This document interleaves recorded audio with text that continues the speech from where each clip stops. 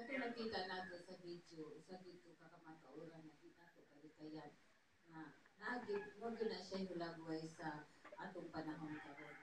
Nga ang akong gibati gyud maski sa personal gyud nga nakakita ko ani nakahilak gyud ko kay what if ako ko siyang anak. What if ako ko siyang anak? Buuya di ay kaayo. Dayon ano man ni siya nahitabo. Tan-aw na ko adtong kuan katong video daghan katong asagan. Adto. Tinuod. Tungod kay niadto sila sa Manila, niadto sila sa syudad. Kay walay kapanimuhaan na magkwarta pag ginabuhian dito sa kanasagan. Kay batuan. Batuan. Niadto sila sa Manila, wala sila klaro nga plano. Naba sila katrabahoan dito. Naba sila kapuyan dito.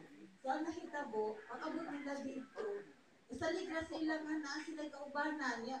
Kato ko kay kaubanan, daw ko sa squatter ga puyo. So nang nahitabo, taga-squatter na po sila pamabot dito. Kaya ikon man sila sa taga-squatter ko. Bitaw, mo po na kadaghanan nga nilangyaw sila tungod kay walay pa rin nabuhian din sa ato ang isla. Diba? Maglisod ta og pang-empleo. Kadaghanan ng empleo rata anha sa mga sa gobyerno, kaswal-kaswal og ginagmay ta sa kabulan manilhin. Then mas maayo na gani karon kay naanay mga establishmento, naanay mga investors nga niari dire nga nibukod sa ilahang puhunan nga kita makapanarbaho sa maaning Diselvia. So ang atong himuon karon, unsa may atong himuon?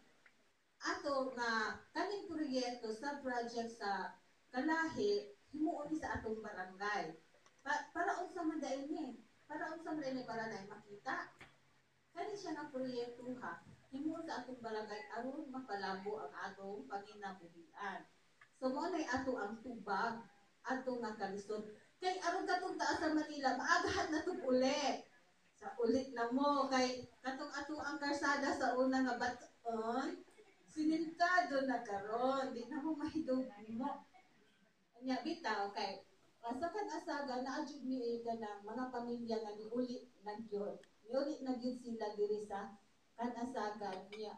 Maluwi ka magtan-aw sa mga bata nga gikan gyud sila gatubo didto nya makita nila ang kalisod. Nya wala na sa ilahang mentality nga maningkamot kay naala naman sila adto kalisod. So, ang ato ang role dili matakato sa Manila makahatag nila og unsay ilahang mga panginahanglan. Ang atong role is atong palambuon ang ato ang isig ka barangay aron sila maaghat pag-uli diri.